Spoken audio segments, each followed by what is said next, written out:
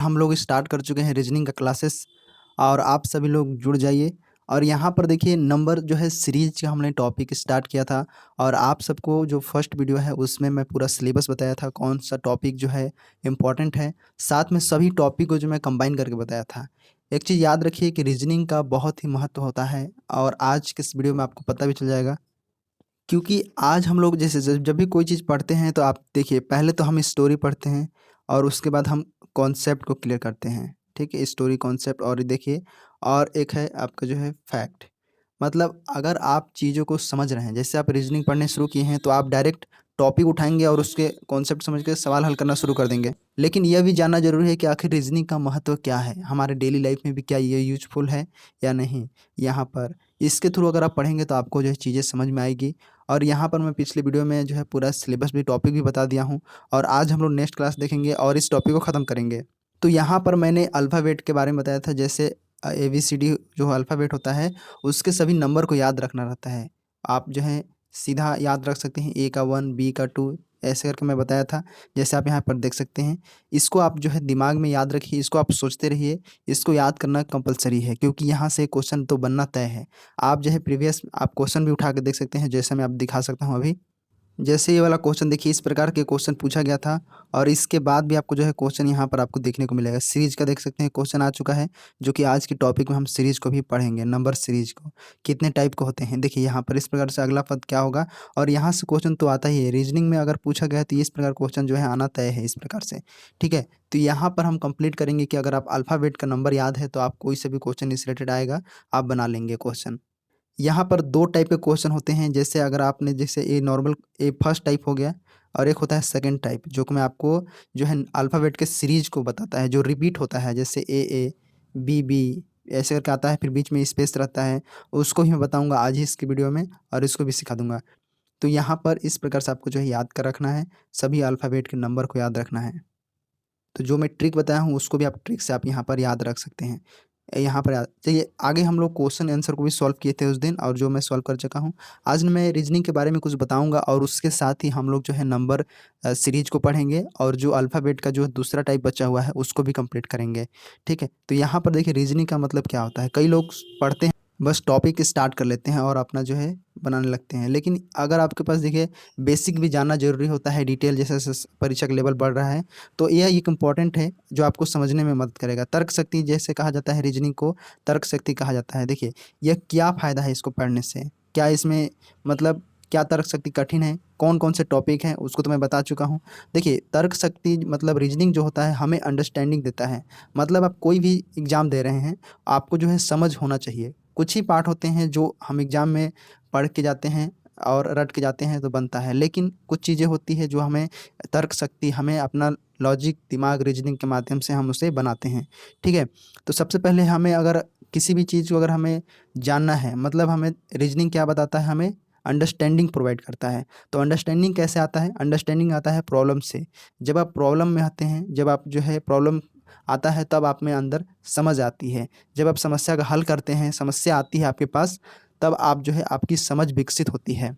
कई लोग देखते हैं कम उम्र में ही वो कई अच्छे सारे पोस्ट में चले जाते हैं क्योंकि उन्होंने प्रॉब्लम को फेस किया है। जब तक आप प्रॉब्लम फेस नहीं करेंगे आप जो है अच्छे से समझ विकसित नहीं कर पाएंगे। समझ नहीं विकसित होगा तो आप एग्जाम को भी क्वालिफाई नहीं कर पाएंगे। इसलिए आपको जो है समझ रीजनिंग का इंपॉर्टेंस को समझना है। अगर हम देखिए प्रॉब्लम को जब हम अंडरस्टैंडिंग डेवलप करते हैं, रीजनिंग को पढ़ते हैं, तो जो भी प्रॉब्लम होता है उसको हम तोड़ते हैं, एनालिटिक करते हैं, उसको देखते हैं, समझते हैं, विश्लेषण करते हैं। उसके बाद हम उसका जो है सॉल्यूशन निकालते हैं। तो इस प्रकार से जो है रीजनिंग हमें मदद करता है। ये सब चीज़ें चाहे आप मेंस लिख रहे हैं या फिर कोई भी एग्जाम दे रहे हैं, व्यापम का दे रहे हैं, अमीन पटवारी दे रहे हैं।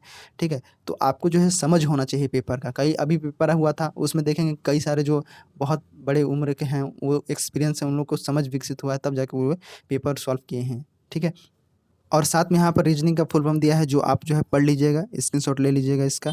ठीक है, इसका इंपॉर्टेंस नहीं है ज़्यादा, बस यहाँ पर रीजनिंग के इंपॉर्टेंस को बताया गया है कि किस प्रकार से जो है विचारों को हमें जो है मतलब निर्माण करता है, हमारे मस्तिष्क में हमारे मानसिक योग्यता को डेवलप करते हैं, हमारे अंडरस्टैंडिंग को डेवलप करता है। ठीक है, हमें पावरफुल ना कि यहाँ ना आप कोई भी सब्जेक्ट पढ़ रहे हैं, अगर आप रीजनिंग को पढ़ते हैं तो वो चीज़ें जो है आपके जो है माइंड को डेवलप करता है। आगे क्यों पढ़े, देखिए यहाँ पर इस प्रकार से भी दिया हुआ है, तो इसको भी आप ध्यान से पढ़ लीजिएगा। एकाग्रता, देखिए एकाग्रता आपके अंदर आ जाती है अगर आप रीजनिंग पढ़ते हैं, तो आपके अंदर कंसंट्रेशन मतलब यहाँ पर कंसंट्रेशन जो है, आपकी एकाग्रता जो है आ जाती है। साथ में आपके अंदर धैर्य, पेशेंस आ जाता है और समझ विकसित हो जाता है। और समझ विकसित होता है तो आप रटते नहीं हैं चीज़ों को, आप जो है कॉन्सेप्ट को क्लियर करते हैं और चीज़ें जो है समझ आने लगती है। उसके बाद आपके अंदर कॉन्फिडेंस आने लगता है। चाहे आप कोई भी टॉपिक पढ़ रहे हैं, लॉन्ग टाइम तक आपको जो है उसको याद रख सकते हैं, अपने स्मृति पटल अपने वो भूलेंगे नहीं, ठीक है। कुछ ही परसेंट होगा जो भूल जाएंगे, बाकी आपका जो है अगर आप रीजनिंग की अच्छी तरह से पकड़ है तो आप वो सवाल को भूलेंगे नहीं। तो ये इंट्रोडक्शन आपका जो है रीजनिंग का एक परिचय है। उसके बाद मैंने रीजनिंग को बताया था वर्बल और नॉन वर्बल होते हैं, ठीक है। तो कई लोग नॉन वर्बल समझ गए, लेकिन अगर जैसे वर्बल में देखें तो एक होता है उसी में आपका जो है एक टॉपिक उस वही होता है लॉजिकल रीजनिंग, जैसे सिलोजिज्म होता है जिसको न्याय करना, ठीक है, कथन, इस प्रकार के जो टॉपिक होते हैं, इसको तो आपको जो है आपके अंडरस्टैंडिंग के मतलब समझ विकसित होने के बाद ही आप इसको बना पाएंगे। और ये इम्पॉर्टेंट होता है, क्योंकि अगर समझ नहीं रहेगा तो आप इस सवाल को, इस प्रकार के सवाल को नहीं बना सकते। जैसे स्टेटमेंट का क्वेश्चन है, निष्कर्ष का क्वेश्चन है, ठीक है, आपको डिसीजन मेकिंग क्वेश्चन है, इस प्रकार के। बाकी मैं अल्फ़ाबेट को याद करने के लिए बताया था, आपने याद कर लिया होगा इस प्रकार से। और यहाँ पर आपका जो है क्लास स्टार्ट करते हैं। जैसे अगर हम अल्फ़ाबेट देखते हैं तो देखिए 26 अल्फ़ाबेट होता है और साथ में एम जो होता है, एम मीडियम होता है, मतलब मध्य में रहता है, ठीक है, इसीलिए इसको 13 बोलते हैं, ठीक है, एम। अब इस बार देखोगे तो ये जो है ये फर्स्ट हाफ हो गया, ये सेकंड हाफ हो गया। अब बाएं से दाएं, ये सवाल अक्सर जो है व्यापक में नहीं पूछा है आज तक। और यहाँ पर अगर हम देखेंगे तो कोई भी पेपर में यहाँ पर सवाल इस प्रकार से नहीं बना हुआ है, बस इस प्रकार जो मैं दिखाया अभी नंबर आपको जो है वहाँ से क्वेश्चन बना है। आप देखेंगे कि जैसे अगर इधर एक सवाल मैं देता हूँ, जैसे देखिए ये सवाल बाईं ओर से चलने पर जो है लेफ्ट राइट, ये लेफ्ट टू राइट बोलते हैं, दाईं ओर से चलने पर राइट टू लेफ्ट, मतलब ये सवाल है। जैसे अगर आप ए के जगह, जैसे ए के जगह उल्टा क्या होता है, जेड होता है, तो इसके अपोजिट वर्ड को पूछा गया है। आपको यहाँ पर क्वेश्चन भी दिखाई दे रहा होगा, इस प्रकार के क्वेश्चन है। और ये टाइप 1 का क्वेश्चन है और इसको मैं कल भी सॉल्व किए थे हम लोग। तो हमें जो है व्यापम में और अलग अलग एग्जाम जो होते हैं उसमें केवल जो है टाइप 1 और टाइप 2 प्रकार के जो है क्वेश्चन पूछे जाते हैं। टाइप 2 वाला जो है वो सीजीपीएससी में पूछा जाता है, सीजीपीएससी में जो अभी मैं टाइप 2 बताऊंगा। और टाइप 1 जो है वो व्यापम में हमेशा हर एग्जाम में, आई मीन पर जिसमें रीजनिंग आता है उसमें पूछा ही जाता है, ठीक है। तो ये टाइप 1 को तो आप पढ़ना ही है, ठीक है। तो टाइप 1 तैयार करने के लिए अल्फ़ाबेट के नंबर को पूरा ए से लेकर जेड तक याद रखना पड़ेगा, साथ में अपोजिट भी याद रखना पड़ेगा, अपोजिट वर्ड, ठीक है। तो इस सवाल को अगर हम क्वेश्चन को हल करते हैं तो यहाँ पर देखेंगे कि यहाँ का जो क्यू पी ओ है इसके साथ क्या संबंध है, यहाँ पर ये पूछा जा रहा है। सबसे पहले तो यहाँ पर देखेंगे कि इसके बीच जो है रिलेशन क्या है, उसके बाद हम इसके बीच रिलेशन देखेंगे। अब उसके बाद हमारा आंसर जो है मिल जाएगा इस प्रकार से। देखो सबसे पहले यहाँ पर देखो क्यू लिखा है, उसके बाद एस लिखा है, यू लिखा है, डब्ल्यू लिखा है। तो ऐसे भी हमें आ सकते हैं O P Q, Q R S, ठीक है, एस टी यू, फिर यहाँ पर यू यू डब्ल्यू, फिर डब्ल्यू यहाँ आएगा। तो इस प्रकार से भी रख सकते हैं, या फिर आप चाहें तो एक लेटर को पकड़िए यहाँ पर क्यू, ठीक है। क्यू के बाद आर होता है, उसके बाद एस होता है, एस के बाद टी होता है, उसके बाद यू होता है यहाँ पर, फिर ठीक है। और यू के बाद यहाँ पर वी होता है, फिर डब्लू होता है, डब्लू के बाद क्या होता है तो एक्स होता है, ठीक है। डब्लू के बाद यहाँ पर एक सेकेंड, हाँ ठीक है, डब्लू एक्स, फिर उसके बाद क्या आता है वाई आता है। तो यहाँ पर देखिए एक अंक गैप कर दिया है, मतलब एक अंक को छोड़कर यहाँ पर क्यू है तो यहाँ पर एस लिख दिया है, यहाँ पर एस है तो यहाँ पर टी लिख दिया है, मतलब टी को छोड़ के यू लिख दिया है, और एस यहाँ पर यू जो है यू को छोड़कर यहाँ पर वी को छोड़कर डब्लू लिख दिया है। उसी प्रकार से हम यहाँ पर एक्स को छोड़ेंगे और एक्स के बाद जो है हमारा आने वाला अंक होगा वो वाई होगा। तो वाई से शुरू होने वाला जहाँ भी है वो आपका ऑप्शन सही है। तो ऑप्शन देखेंगे कि यहाँ पर आपका फर्स्ट ऑप्शन में ही यहाँ पर दिया हुआ है, क्योंकि यहाँ पर वाई से शुरू हो रहा है पहले ही, इसलिए यहाँ पर आपका जो है वाई वाला राइट आंसर होगा, मतलब ए ऑप्शन ए जो है करेक्ट होगा। यहाँ पर आपका जो है क्या होगा, आगे देखेंगे तो यहाँ पर वाई एक्स डब्ल्यू होगा। अब मिलान करके देख सकते हो, क्यू आर एस, यहाँ पर टी यू, फिर वी डब्ल्यू, फिर एक्स वाई, देख सकते हो मिलान हो गया, मतलब हमारा ये वाला आंसर सही है। इस प्रकार से आगे भी क्वेश्चन देखते हैं। आगे देखो यहाँ पर इस प्रकार से क्वेश्चन दिया हुआ है, डी एफ जी जे के एम एन क्यू दिया हुआ है, आर टी दिया हुआ है। तो यहाँ पर सबसे पहले क्वेश्चन को देख के सोचना है कि क्या इसमें रिलेशन हो सकता है, या फिर आप इसको नंबर को रख सकते हैं, ठीक है। तो यहाँ पर देखोगे डी और एफ दोनों के बीच कितना है, तो D F D, A B C D, E F मतलब 2 प्लस 2 करेंगे डी में तो एफ आ जाएगा। उसी प्रकार से जी और जे के बीच कितना है, तो जी और जे के बाद एक चीज़ याद रखना, एफ यहाँ पर देखने को मिल रहा है कि एफ, उसके बाद क्या आता है जी, उसके बाद जी के बाद क्या आ रहा है यहाँ पर जी जे, फिर जे के बाद के, ये सिमिलर है के, एम के बाद एन, लास्ट वाला के साथ मतलब कंटिन्यू है, एम के एन और क्यू के आर, तो आर का क्या हो जाएगा यहाँ पर, आर का नहीं टी का क्या हो जाएगा यू, तो यू तो आएगा ही यहाँ पर, यू आएगा। अब अगला क्वेश्चन देख लेते हैं, तो यहाँ पर समझ गए कि डी में +2 मतलब डी ई एफ एफ आता है, ठीक है। और एफ और जी के बीच कितना गैप है, तो एक है, एफ जी एक ही है, ठीक है, एफ के बाद जी आता है। उसके बाद देखेंगे यहाँ पर डी और एफ के बीच 2 अंतर है, उसी प्रकार से जी और जे के अंतर कितना है, तो प्लस का 3 है, जी एच आई जे, ठीक है, एच आई जे 3 है। उसी प्रकार से यहाँ पर देखोगे तो के और एम के बीच कितना है, तो +2 है, के एल एम 2 आ रहा है। उसी प्रकार से एन यहाँ पर 3 हो गया 3, उसी प्रकार से एन और क्यू के बीच देखेंगे तो एन और क्यू के बीच कितना है, एन, उसके बाद 3 है इसमें भी, ठीक है, M N O P Q 3 आ रहा है यहाँ पर, प्लस का 3। तो एक चीज़ सीरीज यहाँ पर देखने को मिला, आर और टी के बीच भी देख सकते हैं, आर और टी के बीच कितना है, तो 2 है, ठीक है, आर एस टी होता है।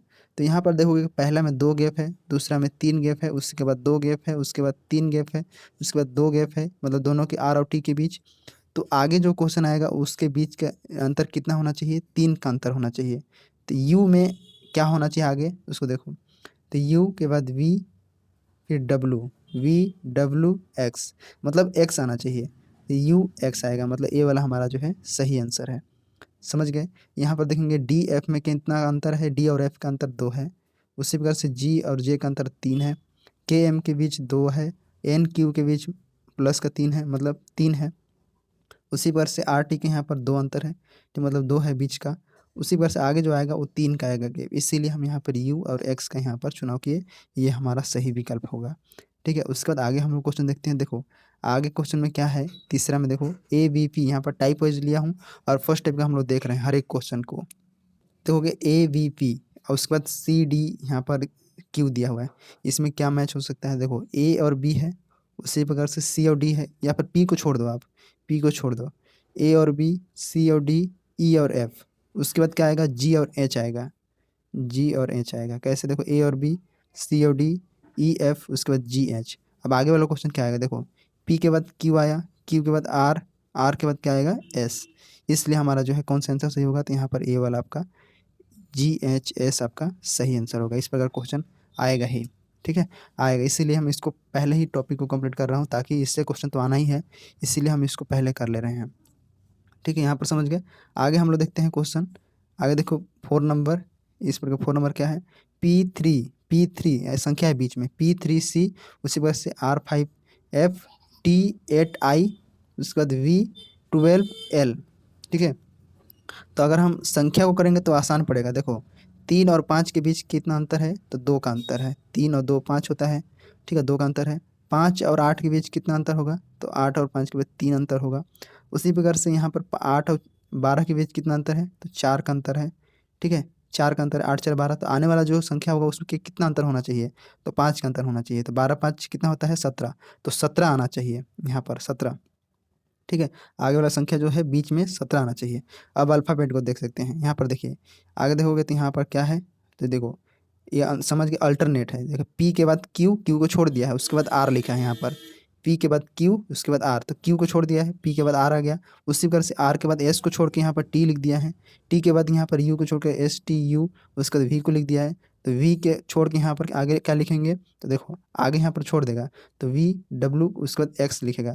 तो एक्स हमारा सब में है, यहाँ पर देखोगे ये ऑप्शन तो कट हो जाएगा, ये ऑप्शन, ये 3 हो जा रहा है विकल्प में। अब आगे मिलाते हैं हम लोग, सी देखो लास्ट क्रम में, सी एफ यहाँ पर देखो लास्ट में अल्टरनेट, यहाँ पर सी और एफ के बीच देखो, उसके बाद आई के देखो यहाँ पर, तो उसी वजह से यहाँ पर देखोगे तो 2 का है, मतलब सी के छोड़ो डी एफ मतलब एक भी अल्टरनेटिव है, सी के बाद डी एफ आता है। उसके बाद एफ के बाद आई के देखो, एफ जी एच आई, ठीक है, यहाँ पर भी वही है GHI। आगे देखोगे तो यहाँ पर भी L है, L के बाद क्या आएगा LMNO, O आएगा। तो O देखो तो यहाँ पर आपका जो है X पहले आएगा, 17 आएगा, फिर O आएगा। अब देखो इसमें कहाँ है, तो यहाँ पर ऑप्शन C आपका जो है करेक्ट आंसर हो जाएगा। इससे रिलेटेड और भी क्वेश्चन सॉल्व करेंगे तो हमारा जो है सारा कॉन्सेप्ट क्लियर हो जाएगा। ठीक है, अब आगे देखो अगले वाला टाइप में इस टाइप के भी क्वेश्चन बन सकते हैं जो कि यहाँ दिया हुआ है। देखो स्टेशन दिया हुआ है, फिर उसके बाद लास्ट में स्टेस दिया है, उसके बाद स्टेटी दिया है, STATI दिया हुआ है। तो आगे आने वाला क्वेश्चन में क्या होगा, तो देखो यहाँ पर ध्यान से देखोगे तो लास्ट वाले एक एक वर्ड को हटाते जा रहा है। जैसे एन को हटा दिया यहाँ पर, उसी वर्ष आगे जो है ओ को हटा दिया यहाँ पर। ठीक है, तो आगे जो क्वेश्चन आएगा हम क्या करेंगे, आई को हटा देंगे और बाकी जो बचेगा उसको हम आंसर ले लेंगे। तो यहाँ पर देखोगे तो ये जो है STAI लिखा है, मतलब ये गलत है, TA गलत है, STA भी गलत है, मतलब हमारा ऑप्शन जो है ये वाला सही आंसर है। ठीक है, इस प्रकार से ये इज़ करेक्ट आंसर। और ये क्वेश्चन इस प्रकार से जो है जैसे PSC लेवल पूछा जाता है, हो सकता है ये क्वेश्चन आ सकता है इस प्रकार से। हालांकि इतना इजी नहीं आएगा, लेकिन इससे थोड़ा सा डिटेल में आने का वो है, आएगा क्वेश्चन, क्योंकि इससे जो है कंफ्यूज करने के लिए ऐसे क्वेश्चन आ सकते हैं नंबर वाइज। तो यहाँ पर मैं देखिए आप कितने टाइप के क्वेश्चन करा चुका है। यहाँ पर देखो मतलब टाइप 1 में ही ये सब आता है, टाइप 1 में ही हर एक प्रकार के क्वेश्चन, अलग अलग प्रकार के क्वेश्चन कराया। अब देखो टाइप 2 में आपको देखो इस प्रकार के क्वेश्चन पूछा जाता है, ये PSC में रिपीटेड क्वेश्चन ये आता है। ठीक है, यहाँ पर रीजनिंग में, और इसको कई लोग बना लेंगे, समझ जाएंगे तो आसान है, अगर नहीं समझेंगे तो ये बहुत ही कठिन हो जाता है।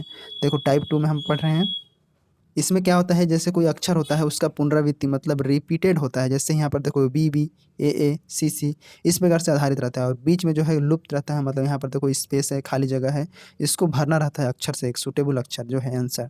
साथ में यहाँ पर देखो कि कभी कभी श्रृंखला एक से अधिक अक्षर हो सकता है। तो इसको करने के लिए देखो सबसे पहले आपको इस प्रकार का क्वेश्चन आ जाता है, तो एक काम करो, पहले इन लोगों को ग्रुप में बना लो, पहले गिन लो कितना है। जैसे 1 2 3 4 5 6 7 8 9 10 11 12 13 14 15 16 17 18, 18 यहाँ पर आ गया। यहाँ पर देखो कितना कितना का पेयर बनेगा, यहाँ पर 6 या 3 का पेयर बनेगा, 6 3 18, तो 3 का पेयर हम ले लेते हैं। तो यहाँ पर देखो ये भी 3 काट, ऐसे कट कर दो, कर मतलब बीच में 3, जैसे देखो यहाँ पर देखोगे, ये देखो एक बीच में गैप, एक 3 हो गया, उसके बाद यहाँ पर 3 हो गया ऐसे, इसके बाद 3 हो गया ये, उसके बाद यहाँ पर 3 हो गया, उसके बाद यहाँ पर भी आपका जो है 3 हो गया, और ये 3 हो गया। ऐसे हम कट बांट लेंगे। या फिर अगर आप ऐसे ये भी ट्रिक लगाएंगे, एक ट्रिक ये हो गया गिन के लगा सकते हैं, दूसरा ये होता है कि जहाँ पर ज़्यादा रिपीट हुआ है वहाँ पर आप देखिए पहले। ठीक है, जैसे आप यहाँ पर देखेंगे, यहाँ मान लेते हैं यहाँ पर देखो ये 3 है, ये 3 कंप्लीट लग रहा है। यहाँ पर ये तो आसान है क्योंकि हम पेयर में बांट लिए, इसलिए हमको पता चल गया। यहाँ पर ए और ए बी है, तो शुरू में यहाँ ए है, इसके बाद क्या आना चाहिए, यहाँ पर भी आपका ए आना चाहिए, तभी तो यहाँ ए बी होगा। उसी पर से BC, यहाँ पर BC के बाद क्या आना चाहिए, तो देखो यहाँ पर BCC आना चाहिए। ठीक है, तो यहाँ पर C नहीं डालेंगे, क्यों, देखो यहाँ पर भी आपको जो है BCC ये लास्ट में दिया हुआ है, तो यहाँ पर भी हम का C डाल देंगे। ठीक है, उसी पर से A यहाँ पर B आ रहा है। ठीक है, अब आगे क्या आएगा, तो देखो यहाँ पर ध्यान से देखो, उसके बाद देखो A और C डाल दिए हम, A और C, उसके बाद यहाँ पर हम क्या डालेंगे, B डालेंगे यहाँ पर, क्योंकि इसके अनुसार यहाँ पर देखो लास्ट में BCC डाला हुआ है, इसलिए यहाँ पर भी आपका जो है BCC डाला गया। उसी पर से यहाँ पर आपका क्या होगा, तो यहाँ पर देखोगे तो आपका जो है यहाँ पर आपका A होगा, क्योंकि A A B यहाँ दिया हुआ है, इसी वजह से AAB।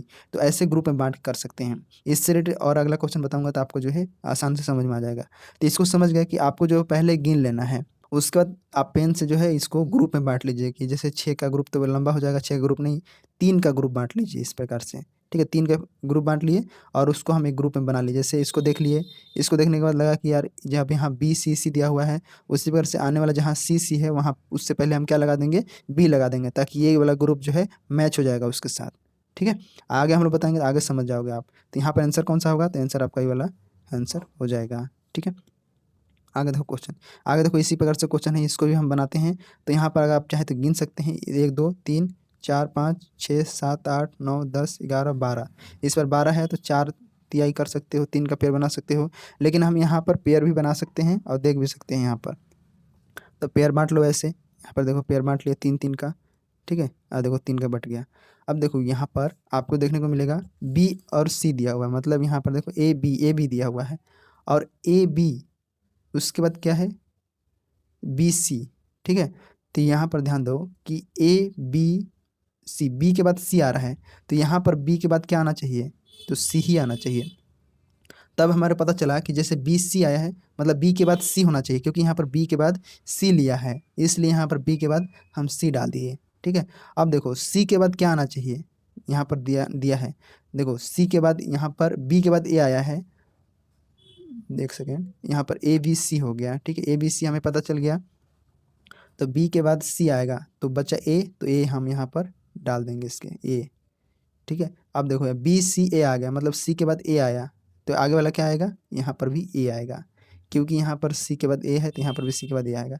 अब देखो यहाँ पर लास्ट में ए और सी दिया हुआ है, बीच में स्पेस है, तो ए के बाद क्या आता है, यहाँ पर शुरू में देखो कि बी डाले हैं, तो इसी प्रकार से यहाँ पर भी बी डालेंगे। ऑप्शन कौन सा हो जाएगा आपका, ऑप्शन यहाँ पर सी ए बी, मतलब यहाँ पर ऑप्शन ए वाला आपका सही हो जाता है। ठीक है, समझ गए, आगे देखते हैं और क्वेश्चन से क्लियर हो जाएगा आपका। देखो इस प्रकार से क्वेश्चन यहाँ पर भी दिया हुआ है, यहाँ पर भी आपका जो है इस प्रकार दिया हुआ है, जैसे ए बी सी दिया हुआ है। ठीक है, ए बी सी दिया हुआ है, उसके बाद स्पेस करके डी दिया हुआ है, स्पेस बी सी दिया हुआ है, उसके बाद स्पेस डी, इस प्रकार से दिया हुआ है। देखो यहाँ पर एक चीज़ समझ में आएगा कि यहाँ पर जो है पहले ए बी सी आया है, उसके बाद क्या आएगा, तो डी के बाद यहाँ पर ए आएगा। कैसे आएगा, क्योंकि यहाँ पर लास्ट में आपको देखने को मिलेगा कि डी के बाद ए है, तो जहाँ डी है वहाँ हम क्या लगाएंगे, ए लगाएंगे। देखो डी के बाद ए हो गया। ठीक है, आंसर आंसर जो होता है इसी में छुपा रहता है, बस हमें खोजना आना चाहिए। ठीक है, तो सबसे पहले मैं बताया यहाँ पर ए हो गया, आप चाहें तो गिन सकते हैं यहाँ पर, जैसे यहाँ पर देखिए 1 2 3 4 5 6 7 8 9 10 11 12 13 14 15 16, 16 है, तो आप 4 गुणे 4 कर सकते हैं, मतलब 4 का पेयर बना सकते हैं। तो यहाँ पर देखिए डी ए बी सी, ये हो गया 4। ठीक है, 1 2 3 4, ये हो गया 4, 1 2 3 4, ये हो गया 4, 1 2 3 4।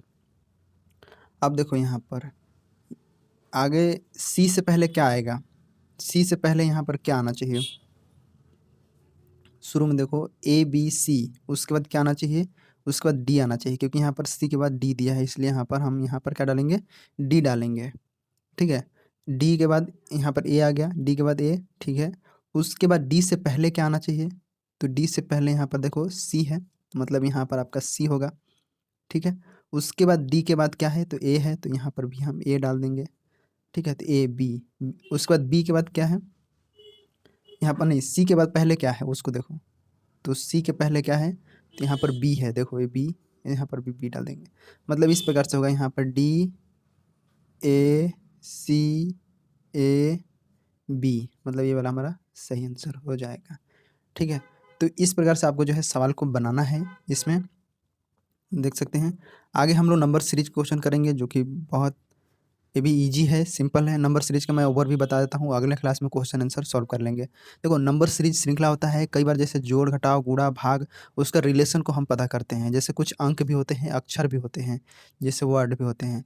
तो एक अंक होता है, उसकी सीरीज में जैसे सम हो गया, विषम हो गया, उसका रिलेशन को पता करना रहता है। चाहे आप जोड़ घटाव कर सकते हैं, उसका संबंध हो सकता है, घटाव का संबंध हो सकता है, गुणा का संबंध हो सकता है, वर्ग घन का संबंध हो सकता है, इस प्रकार के। ठीक है, मतलब सीरीज में ये आपको देखने को मिलता है वहाँ पर।